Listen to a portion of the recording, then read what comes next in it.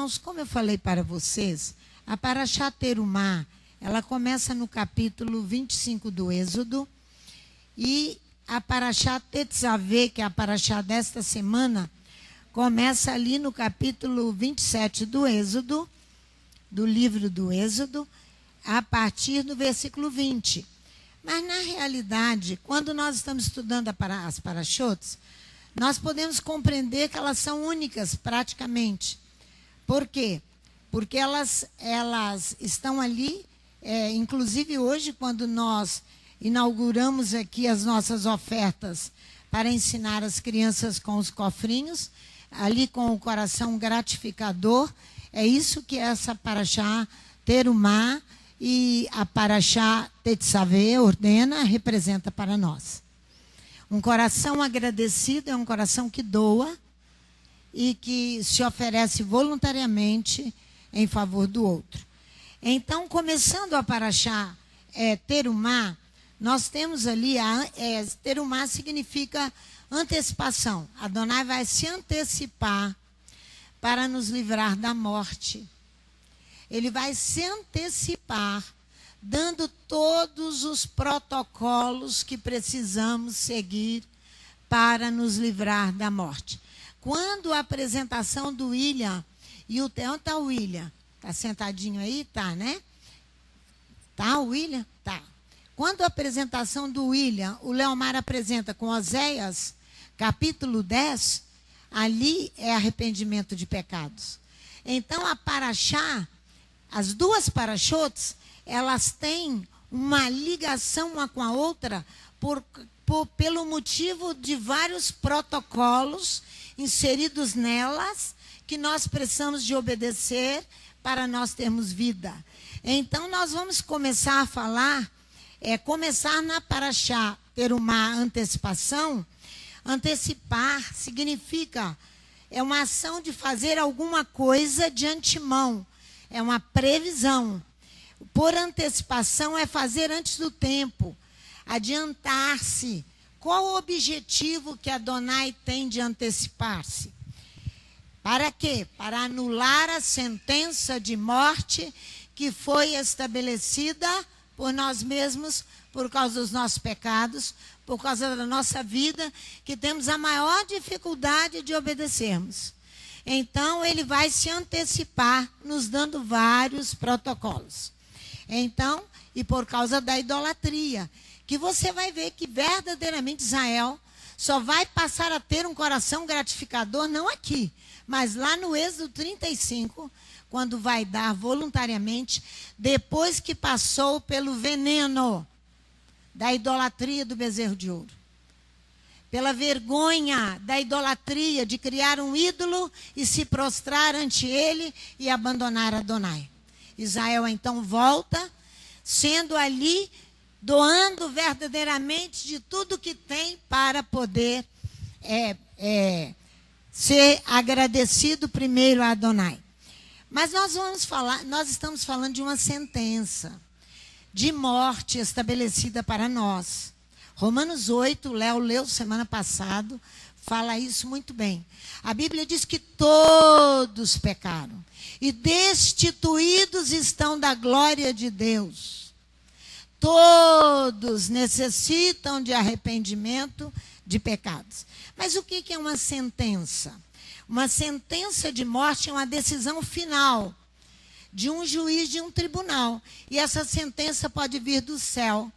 E nós não temos mais oportunidade de arrependimento. Então, uma sentença é uma decisão judicial. É um despacho. É uma decisão jurídica. Isso é uma sentença. E o que é sentenciar? É condenar por meio de sentença. Dar sua opinião com linguagem sentenciosa, linguagem acusativa.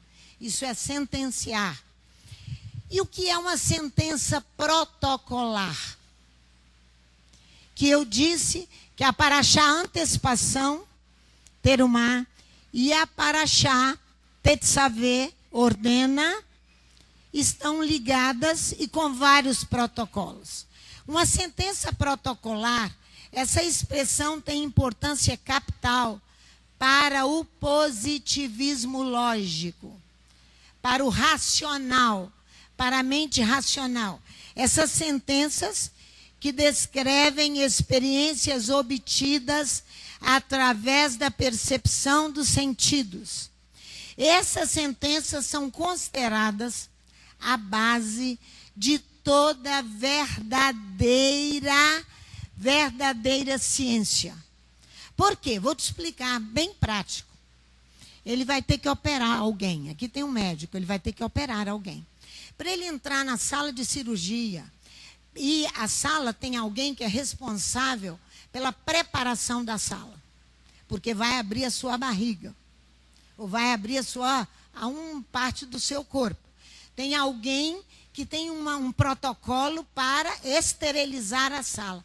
Ele tem um protocolo para se preparar para abrir a sua barriga. Porque senão você vai ser contaminado e vai morrer.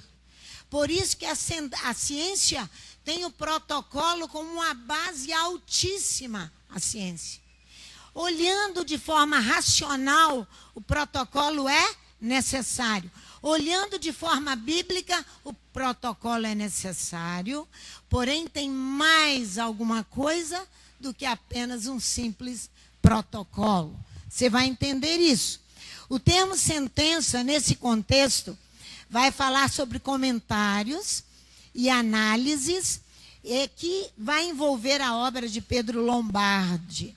Pedro Lombardi consiste a sua obra em textos e opiniões tiradas do clero romano, de autoridades, de filósofos, de toda a igreja e de toda a autoridade da igreja.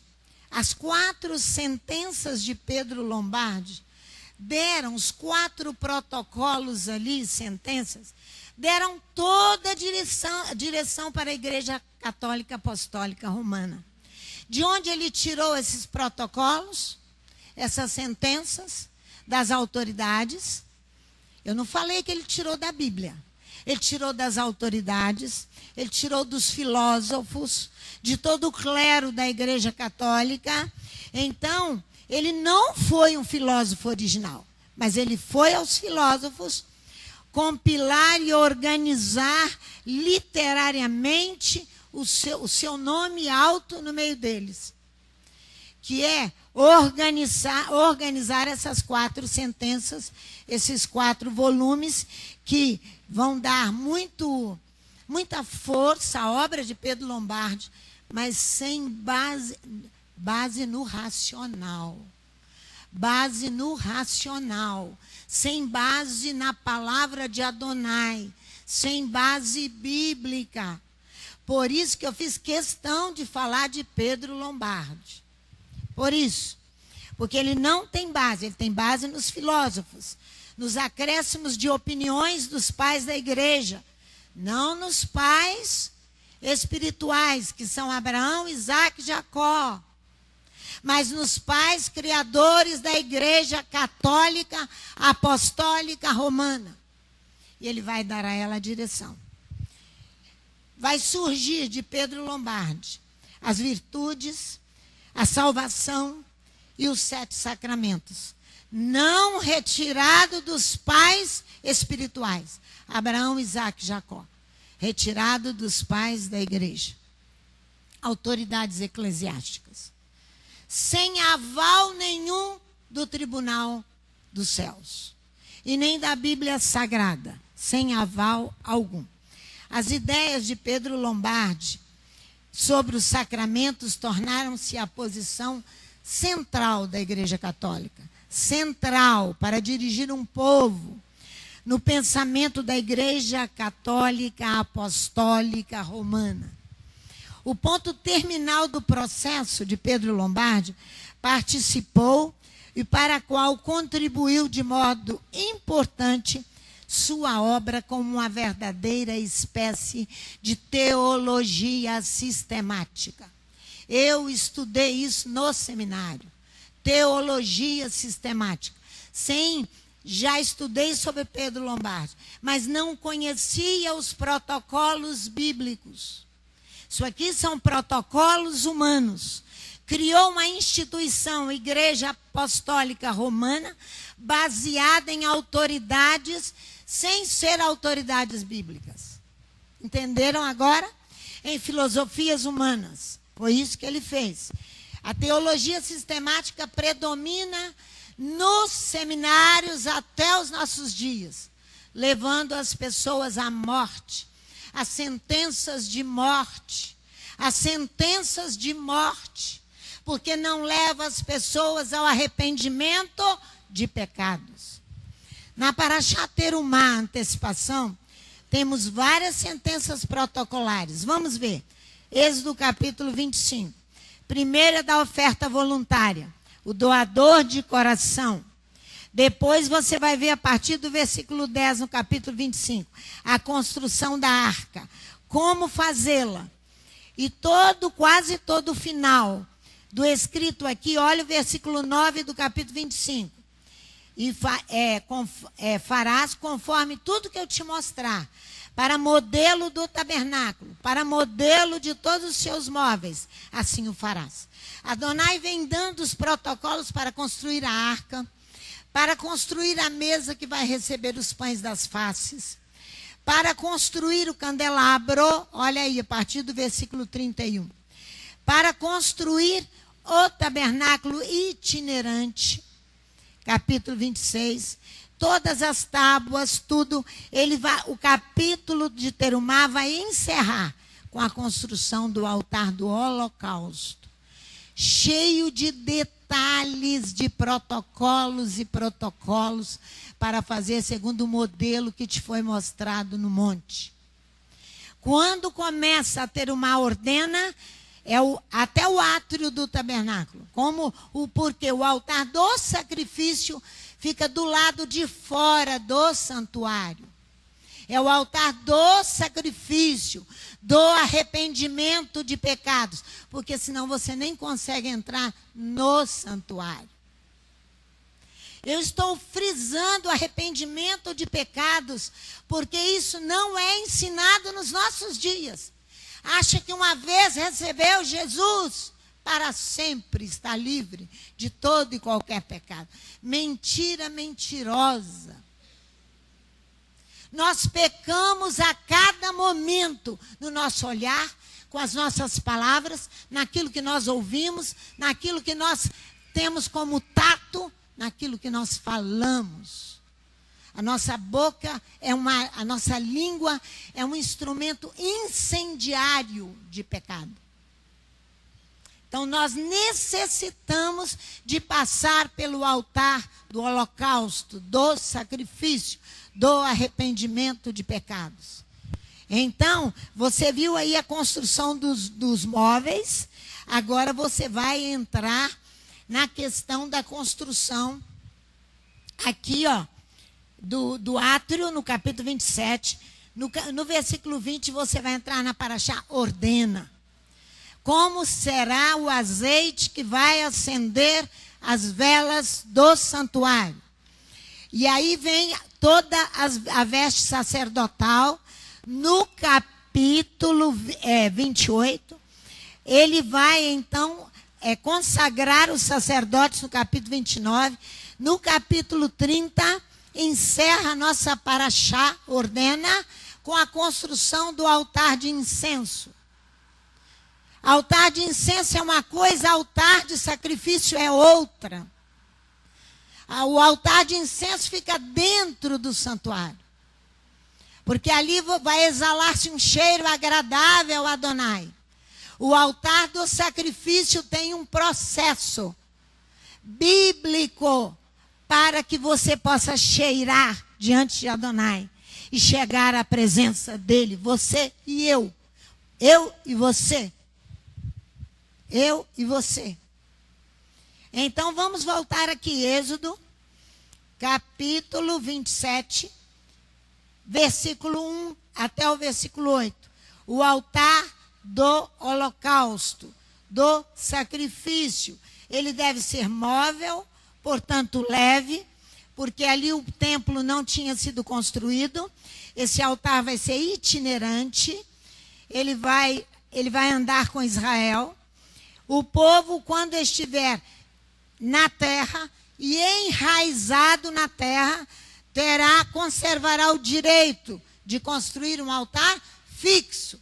Aonde ele está? Em Jerusalém. Olha aqui no capítulo 20 do Êxodo comigo. Os detalhes para a construção desse altar. 20, versículo 24, 25 e 26. Leia para mim, Léo, enquanto eu tomo água. Isso.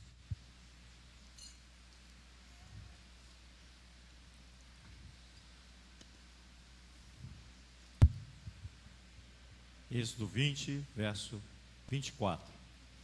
Um altar de terra me farás, e sobre ele sacrificarás os teus holocaustos, as tuas ofertas pacíficas, as tuas ovelhas e os teus bois. Em todo lugar onde eu fizer celebrar a memória do meu nome, virei a ti e te abençoarei. E me levantares. Se me levantares um altar de pedras, não o farás de pedras lavradas, pois se sobre ele manejares a tua ferramenta, profanolás. Não subirás por degraus o meu altar, para que não seja ali exposta a tua nudez. Volta ao capítulo 27, no versículo 1. Aqui está a ordenação. A Paraxá Tetzaveh ordena que vai entrar logo à frente, e você verá que aqui está o altar do holocausto, o altar do arrependimento de pecados, onde a vítima tem que ir, ser colocada, é o erguido que no hebraico fala. A vítima tem que ser colocada sobre o altar e queimada. Queimada. A gordura tem que ser toda queimada, Adonai, para que seja para que se chegue como cheiro suave diante de Adonai. Esse altar descrito aqui na Torá, Êxodo capítulo 27, Êxodo capítulo 20, ele existiu. Ele existiu no templo em Jerusalém. Vamos ver onde ele está. 1 Reis, capítulo 8. Primeiro livro dos Reis, capítulo 8, versículo 64. Primeiro livro dos Reis, capítulo 8, versículo 64. Conforme as medidas todas estabelecidas pela Torá, conforme o protocolo, a sentença protocolar da Torá. Olha aqui, versículo 64. No mesmo dia, o rei consagrou o meio do átrio. O que eu disse? Esse altar ficava no pátio. Átrio é pátio. Ficava no pátio, do lado de fora do templo, que estava diante da casa do Eterno, e ali preparou o quê? O holocausto. As ofertas com a gordura das ofertas pacíficas, porque o altar de bronze que estava diante do Eterno era muito pequeno para nele caberem os holocaustos, as ofertas de cereais e as gorduras das ofertas pacíficas. Esse altar existiu, construído por Salomão, com medidas estabelecidas pela Torá, não da cabeça de filósofo nenhum, nem da cabeça de autoridade eclesiástica nenhuma, mas da Torá. A medida estabelecida pela Torá. O protocolo é da Torá. Entenderam bem? Porém, olha só, quando nós encontramos aqui a concordância na Bíblia que esse altar existiu, eu quero te mostrar que existia um rei de Israel chamado Acás, que ele fez aliança com o rei da Assíria e foi lá na Síria, em Damasco, e copiou o modelo de um altar que estava em Damasco, retirou o altar, que tinha todo o protocolo. Vamos aqui. 2 Reis, capítulo 16. Vamos lá comigo. Para você ter a certeza, de 1 a 15. Olha só. 16, de 1 a 15. No 17º ano de Peca, filho de Remalias, começou a reinar Acás, filho de Jotão, rei de Judá. Tinha Acás 20 anos de idade quando começou a reinar, e 16 anos reinou em Jerusalém. Não fez o que era reto aos olhos do Eterno seu Elohim, como Davi seu pai. Ele andou no caminho dos reis de Israel, e até seu filho fez passar pelo fogo, segundo as abominações dos gentios, que o Eterno lançara fora de diante dos filhos de Israel. Ele sacrificou, ele queimou incenso nos altos, ele criou vários tipos de idolatria. Então, olha o versículo 7, vamos andar aí. Acás enviou mensageiros a Tiglat-Pileser, rei da Síria, dizendo: eu sou teu servo, teu filho, sobe e livra-me das mãos do rei da Síria. O homem estava tão distante de Adonai, que agora ele começa a confiar no homem. Maldito o homem que confia em outro homem. Maldito, diz o profeta Jeremias. Maldito. Acás se torna maldito. Por isso que ele não vai respeitar a sentença protocolar da Torá. Por isso, olha aqui o que ele faz. Ele se levantou, tomou Acás prata, ouro, que se achou na casa do Eterno, nos tesouros da casa do rei, e mandou de presente ao rei da Síria. O rei da Síria lhe deu ouvidos, subindo contra Damasco. Tomou-a, levou o povo para Quir e matou a Rezim. Então o rei Acás foi a Damasco, os encontros totalmente políticos, a encontrar-se com Tiglat-Pileser, rei da Síria. Viu um altar que estava em Damasco e enviou ao sacerdote Urias a figura do altar. Se tivesse internet, hein? Naquele tempo, que rapidez, né? Fotografava e enviava. Hein? Como? O arraso era maior, diz a Ritona. Arrasou do mesmo jeito. Arrasou do mesmo jeito. Olha aqui. Quando o rei voltou de Damasco, Urias, o sacerdote, edificou um altar, conforme tudo que o rei Acás tinha ordenado de Damasco, e acabou antes que o rei Acás voltasse. Quando o rei voltou de Damasco e viu o altar, chegou-se a ele e nele sacrificou. Queimou o seu holocausto, pediu perdão pelos seus pecados, não no modelo que está prescrito pela Torá. Fácil, fácil, fácil de aprender. Fácil, fácil, fácil, fácil de aprender. E ele então queimou ofertas, derramou sua libação, espargiu o sangue das suas ofertas pacíficas naquele altar. Porém, o altar de bronze que estava perante o Eterno, tirou de diante da casa o altar aprovado por Adonai, ele tirou. Aí, ó. E da casa do Eterno e pôs ao lado do seu altar da banda do norte. O rei Acás ordenou a Urias, o sacerdote, no grande altar queima o holocausto da manhã, como a oferta de cereais da tarde.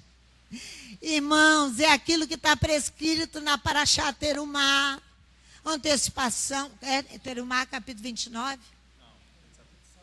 Tetsavê já, estou até fazendo confusão. Ali, ó, onde você sacrifica diante de Adonai de manhã e de tarde, pedindo perdão pelos pecados, estando ali diante do Eterno como se faz a cada dia. Ele vai fazer também, mas com os dois altares. Você acha que dá certo isso? Dá certo isso? Não dá. Olha só o que ele põe no versículo 15, no finalzinho. Porém, o altar de bronze será para mim inquirir dele. Ele queria que Adonai respondesse a ele. Tomou o altar e pôs o altar só para ele. O povo ficou sacrificando no altar que ele copiou de Damasco, do protocolo segundo o rei da Síria. Você acha que Adonai respondeu a esse rei? Você acha que respondeu? A quem não obedece à palavra de Adonai? Outros responderam.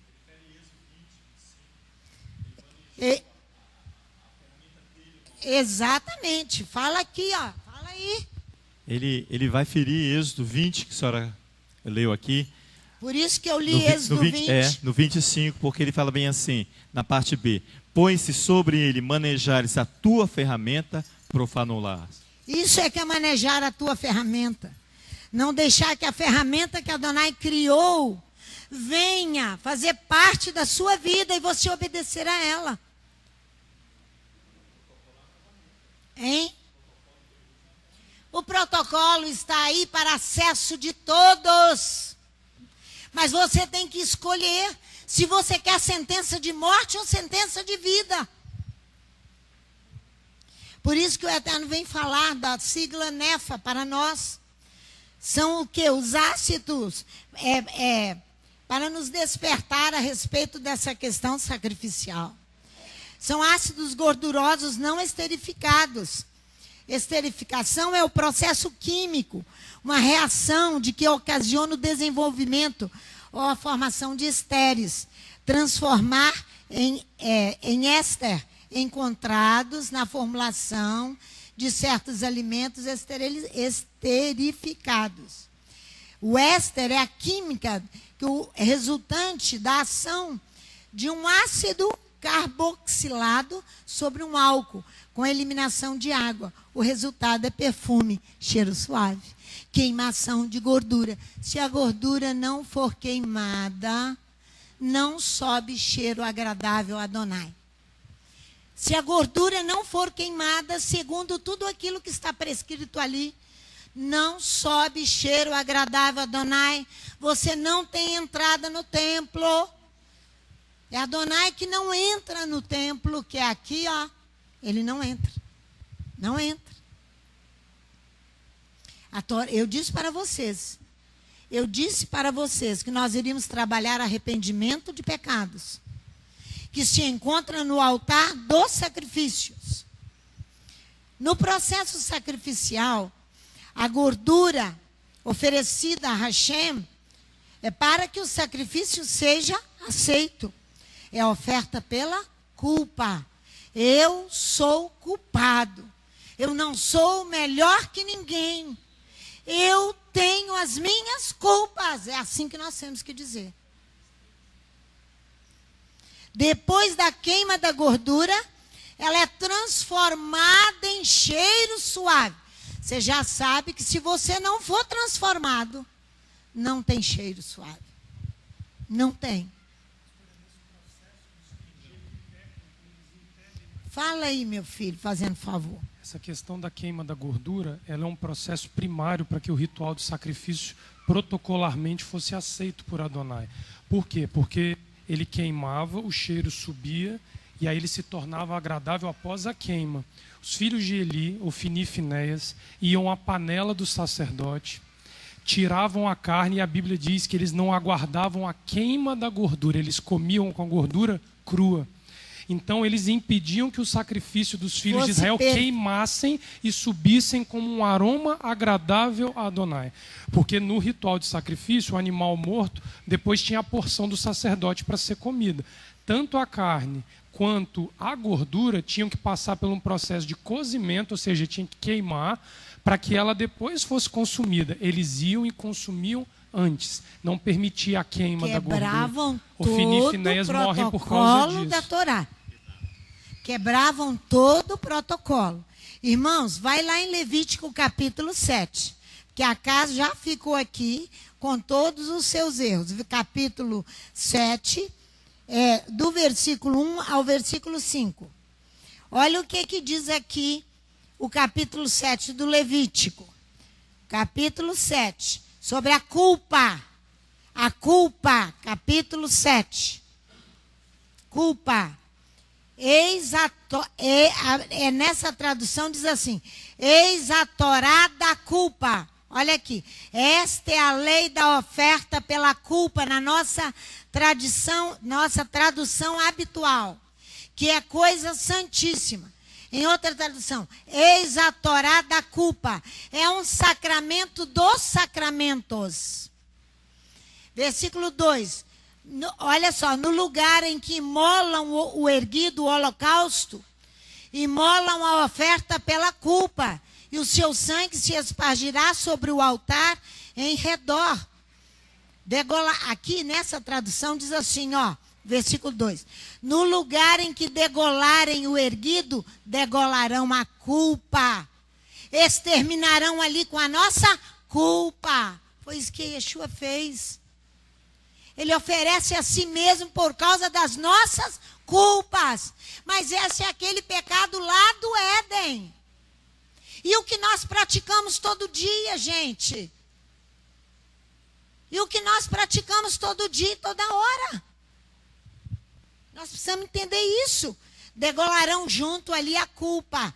Ao versículo 3 dela, se oferecerá toda a sua gordura, a cauda, a gordura que cobre a fressura, ambos os rins e a gordura que está sobre eles, junto aos lombos, e o redenho sobre o fígado, juntamente com os rins se tirará. O sacerdote o queimará sobre o altar, em oferta queimada ao Eterno. É a oferta pela culpa. É a oferta pela culpa. Vamos lá. Na nossa Haftará de Tetzaveh, ordena Ezequiel capítulo 43, para você entender ali que os protocolos estão tanto em Terumá, antecipação, como também na Parashá Tetzaveh ordena.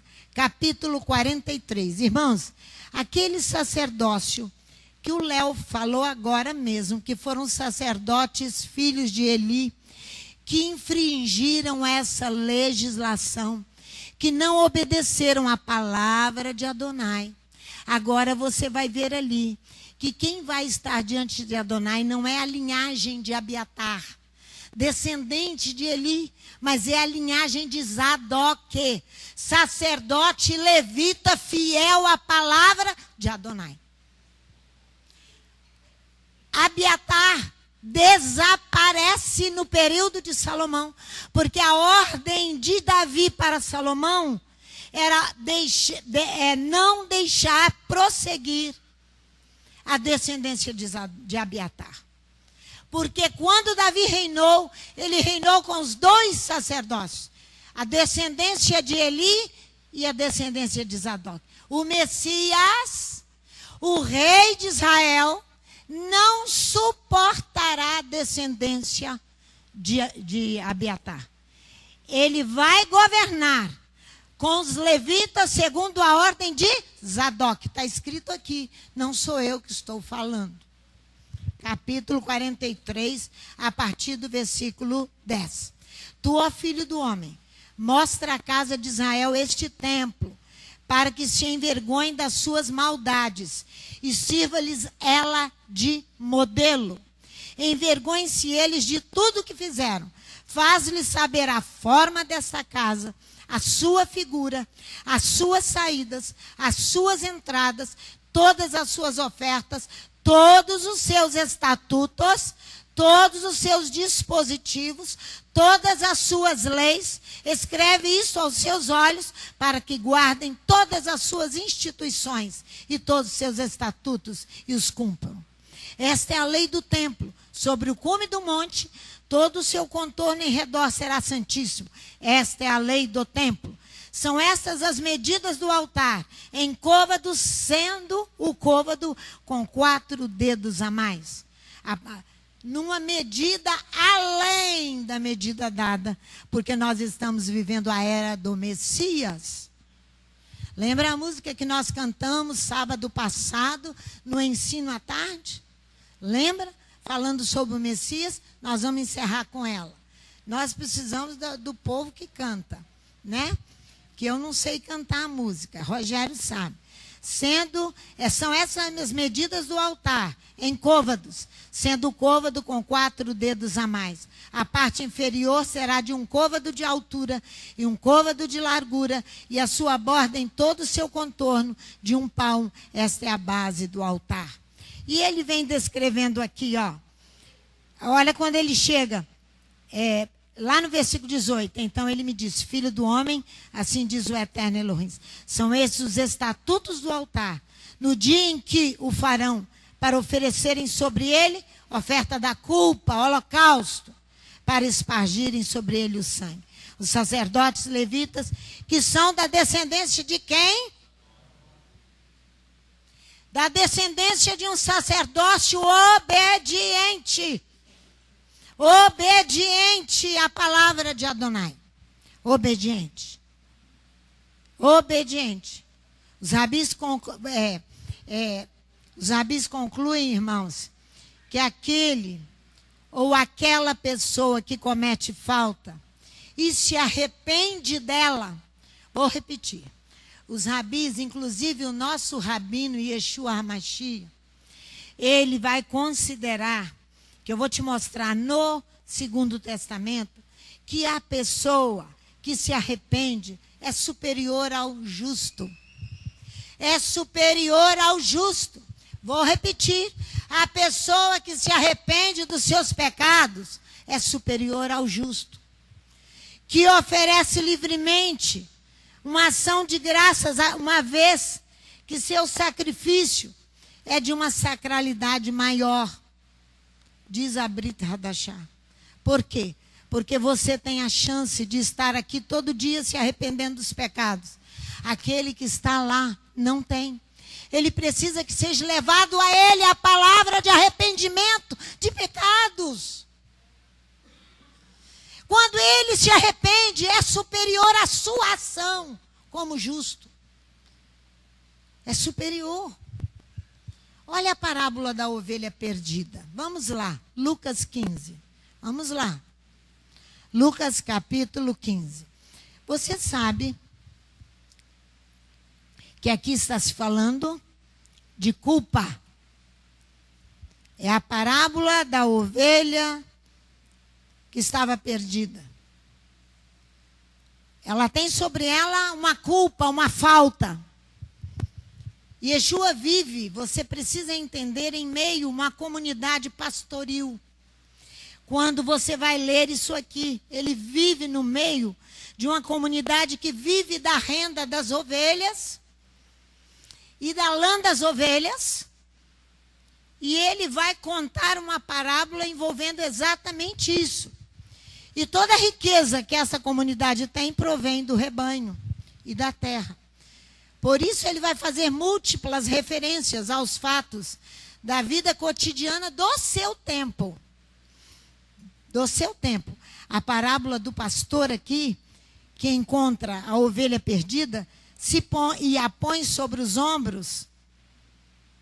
Ele não sobre os ombros, não tinha então o perfume exótico da qual ela se reveste em nossos dias.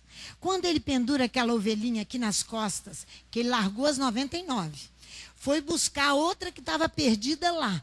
Ele volta com ela aqui nas costas, pendurado aqui nas costas dele. Não tinha um perfume extravagante, porque isto era comum no tempo dele. Agora hoje tem. Hoje tem.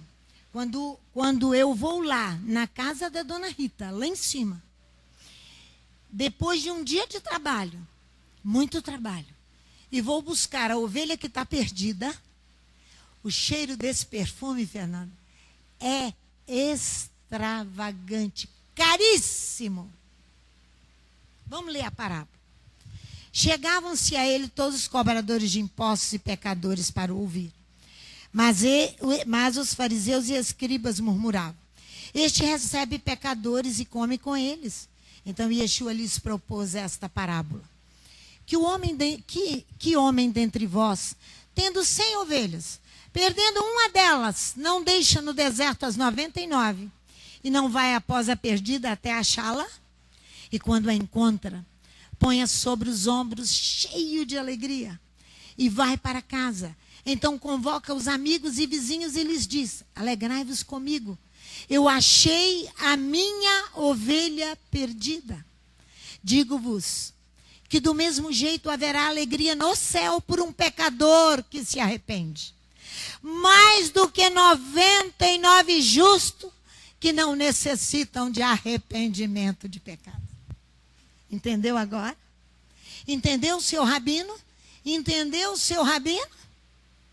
Para ele, um pecador que se arrepende verdadeiramente, que confessa a sua culpa e a sua falta diariamente,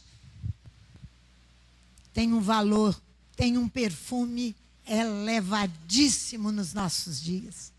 Um perfume, um cheiro agradabilíssimo, Adonai. Na época dele não era comum isso. Ele fala assim, olha aqui, ó, assim eu vos digo. Não, ele diz assim, ó, eu vos digo que haverá alegria. Assim, haverá um bem-querer nos céus. Por um faltoso, por um culpado que retorna, do que 99 justos, que não necessitam de retorno. Porque Yeshua levou sobre ele todos os meus pecados. Eu agora posso fazer coisas escondidas, eu posso mentir, eu posso fraudar, eu posso oprimir, eu posso fazer tudo isso. Ninguém está me vendo. Yeshua e os rabis afirmam igualmente, eles são unânimes, que a superioridade do pecador arrependido sobre o justo perfeito é de um cheiro caríssimo diante de Adonai. Paulo escrevendo aos Efésios, nós já estamos encerrando. Ele diz, vai lá em Efésios capítulo 5 comigo, por favor. Efésios capítulo 5, o versículo 1 e 2. 1 e 2. Sede, pois, imitadores de Elohim como filhos amados. Andai em amor, como também o Machia vos amou, e se entregou a si mesmo por nós, como oferta, sacrifício a Elohim, em cheiro suave, aceito por Adonai. Aceito por Adonai. Passa um pouquinho as páginas, vai a Filipenses, capítulo 4, versículo 14 a 20. Todavia fizestes bem em tomar parte da minha aflição, na minha aflição. E bem sabeis, ó Filipenses, que no princípio do Evangelho, quando parti da Macedônia, nenhuma comunidade comunicou comigo no sentido de dar e de receber, senão vós somente. Vocês estão vendo que faz parte do coração gratificador para que o cheiro seja bem agradável. Você já viu, né? Porque até para Tessalônica mandastes não apenas uma vez, mas duas, o necessário para as minhas necessidades. Não que eu procure as dádivas, mas porque eu procuro o fruto, que aumente o vosso crédito. Mas bastante tenho recebido e tenho abundância. Cheio estou depois que recebi de Epafrodito, o que da vossa parte me foi enviado como cheiro suave, como sacrifício agradável e aprazível a Elohim. E o meu Elohim suprirá todas as vossas necessidades, segundo a sua gloriosa riqueza no Machia Yeshua. A nosso Pai, a nosso Elohim e Pai, seja dada glória para todos sempre. Mas, irmãos, se o sacrifício cheirar mal, ele não for aceito, ele terá cheiro de morte. A sentença de morte está estabelecida. Vamos ver isso em 2 Coríntios capítulo 2. 2 Coríntios capítulo 2. Nós estamos não lá na Torá apenas. A Torá é a base de todos os profetas de Yeshua e de toda pessoa séria. É a Torá. É a base. Ele não se desvia dela, porque ela é a vontade de Adonai revelada. Ele não se desvia dela nem para a direita, nem para a esquerda. Versículo 14 de 2 Coríntios 2. Mas graças a Elohim que sempre nos faz triunfar no Machia. E por meio de nós manifesta em todo lugar o cheiro do seu conhecimento. Pois para Elohim somos o bom cheiro do Machia. Tanto nos que se salvam, como nos que se perdem. Para este, certamente, cheiro de morte, para os que se perdem. Sentença de morte para os que se perdem e não se arrependem dos seus pecados.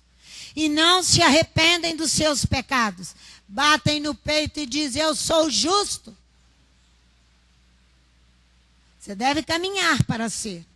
Buscar ser justo. Olha aqui. Cheiro de morte para a morte. mas para aquele cheiro de vida, para a vida. Mas para estas coisas, quem é idôneo? Quem é idôneo? Vamos lá no Levítico, capítulo 1, que você vai ver que o cheiro é a garantia de salvação. Levítico capítulo 1 garante, pelo cheiro, a salvação. Pelo cheiro suave, capítulo 1 de Levítico, a salvação. Olha aqui, você vai ver o versículo 9 ao versículo 13. Olha aqui, do versículo 9 ao versículo 13. O sacerdote tomará da oferta de cereais o memorial dela e o queimará sobre o altar e a oferta queimada de cheiro suave ao Eterno. Ele diz assim, cheiro agradável para Adonai. A expressão cheiro agradável, ela vem sempre para exprimir uma satisfação de Adonai por um pecador arrependido.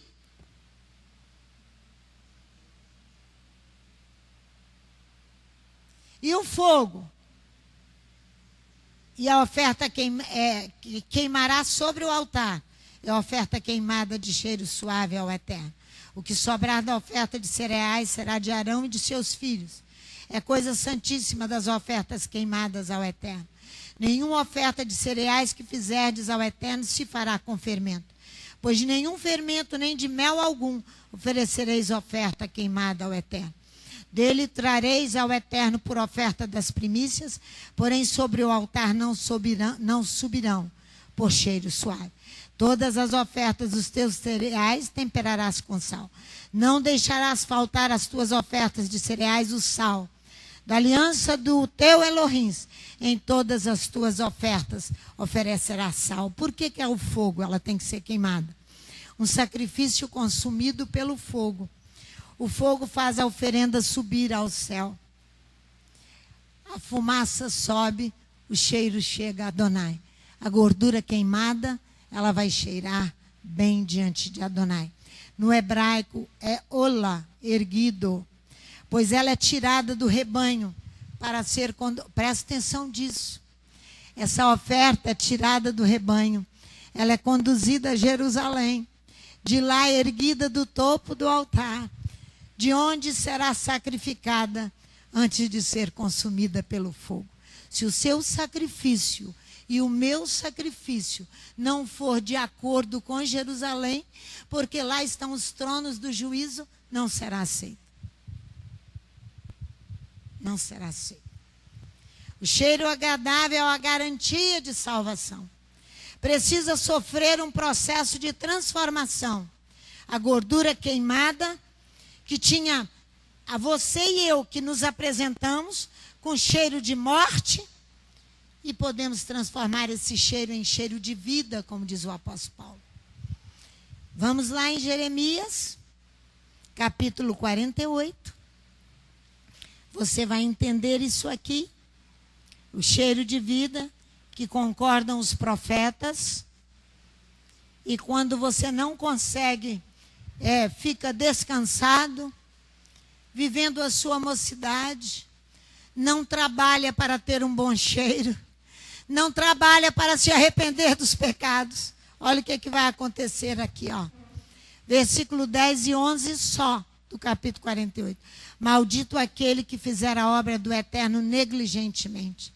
Maldito aquele que preservar a sua vida do sangue. Moabe esteve descansado desde a sua mocidade. Como o vinho sobre os resíduos não foi mudado, de vasilha para vasilha, nem foi para o exílio. Por isso conservou o seu sabor, e o seu cheiro não se alterou. Aí o sabor e o cheiro, Léo. Não se alterou. Não se alterou porque não se arrependeu. Arrependimento de pecados, quando Yeshua assume o ministério ali em Mateus capítulo 4. Ele vai dar prosseguimento à palavra de João o Batista, que era arrependei-vos porque é chegado o reino dos céus. E Yeshua no capítulo 4, ele toma outra vez o arrependimento. Arrependei-vos. A mesma fala de João, a mesma. Por isso que nós estamos aqui falando sobre isso. Irmãos, o profeta Ezequiel trata desse assunto de cheiro suave, anunciando uma esperança. Anunciando uma esperança. Eu hei de reinar sobre vós. Vai lá só para você ver essa expressão. Ezequiel capítulo 20. Porque não guardamos o Shabat, porque não cumprimos aquilo que Adonai nos manda como levitas, que devem honrar a Torá, honrar a palavra e obedecer a palavra, que é a casa sacerdotal, e nem muito menos trabalhamos para que Adonai passe a habitar no seio do seu povo, no interior do nosso coração, nesse templo aqui, ó. Ezequiel, então, ele vem trazendo uma esperança. Olha o capítulo 20. Antes ele faz, você leia todo em casa, porque ele vai fazer uma acusação terrível aqui, contra as instituições dele, que o povo não cumpriu. Aí ele olha lá no versículo 33. Ele diz, tão certo como eu vivo, diz o Eterno, Elohim, com mão forte, com braço estendido, com indignação derramada, eu hei de reinar sobre vós. Se eu hei de reinar sobre vós, ele vai nos fazer entrar em disciplina dele, para que ele possa reinar e nós venhamos obedecer. Vamos, Rogério, Larissa, vamos cantar, vamos ficar de pé para cantarmos esta música.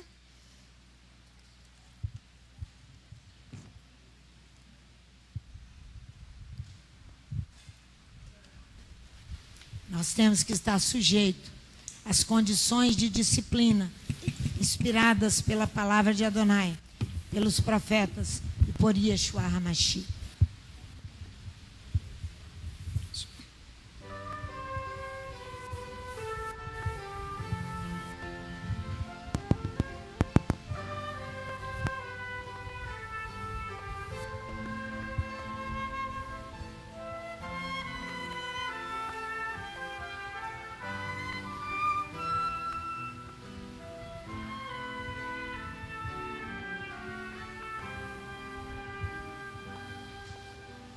במקומך מחכנו סופיה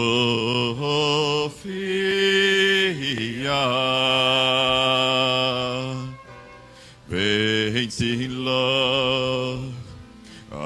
עלינו כי מחכים אנחנו מתי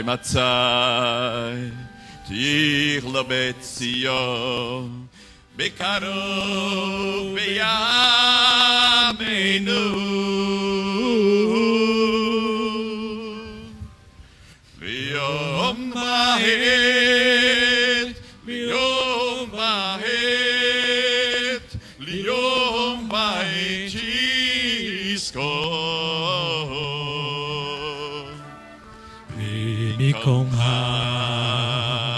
מחכנו סופיה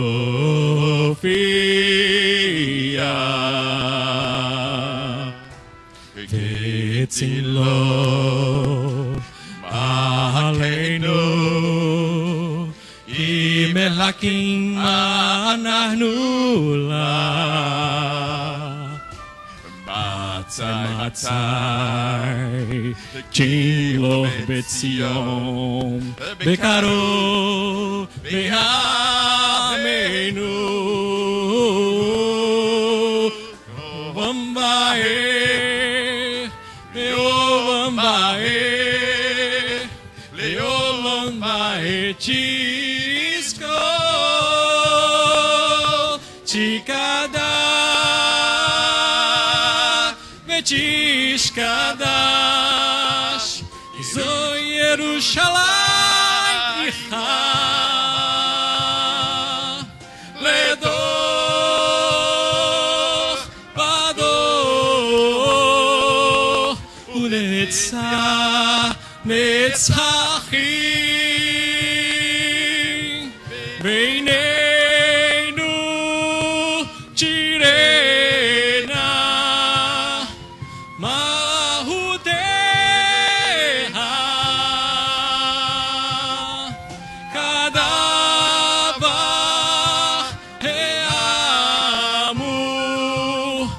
vestirei, vestirei os erros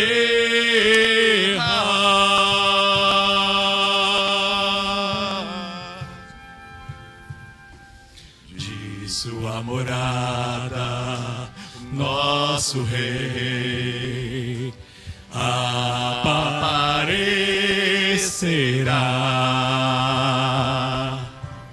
e reinará sobre nós.